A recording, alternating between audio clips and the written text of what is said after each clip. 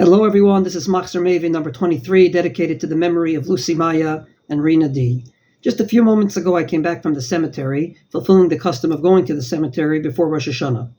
And it's a very delicate balance that you have to keep. Everybody agrees that you don't daven to the dead, you daven only to God. However, at the cemetery, can we ask the dead to intervene on our behalf? Many of you have slichos books that has in it actual prayers that basically start with Shalom Alecha Avi Umori, hello my father, Shalom Alecha Rabbi Umori, hello my Rebbe. Is this permissible? According to one point of view, it probably is.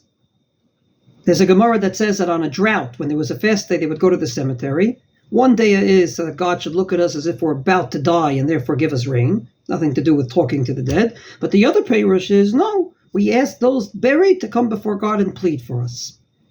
Having said that, it's very problematic to ask for any intermarry people to come in and go ahead and pray for us. We should be praying directly to God. And therefore the Mishnah Berurah says in the name of the Maharil, one of the Rishonim, that when you go to the cemetery, you should say to God, God, I ask for this, that, and the other him, b'schut, the person buried here. And that's what I personally do. When I go to the cemetery, as I did today, to the grave sites of my Rebbeim, I ask b'schut, my Rebbe, Rav Amital, Rav Lichtenstein, Rabbi Monk and his wife, who were both my teachers. I ask that God please this, that, and the other thing. I think that's the safer way to go. But having said that, there is validity to the other point of view, as long as you're davening to God and asking them to intervene before God, and not that you're davening to the dead. But it's also an emotional challenge, and I'll explain why. Because we're at a time of the year that is a lot at stake. We really don't know what our fate will be for next year. I don't think anyone last Rosh Hashanah actually prophesied that this particular year would be such a year of the opposite of unity, at least in the land of Israel.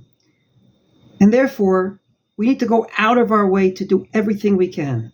We need to daven in shul, we need to daven at home. And yes, we also need to daven b'schut those buried at the cemetery. It's not easy going to a cemetery. It's even harder to keep the balance of not davening to the dead and only davening to God.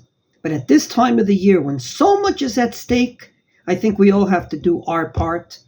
And if our part means going to the cemetery and being very careful, I think that it's worth it. Wishing everyone a wonderful day.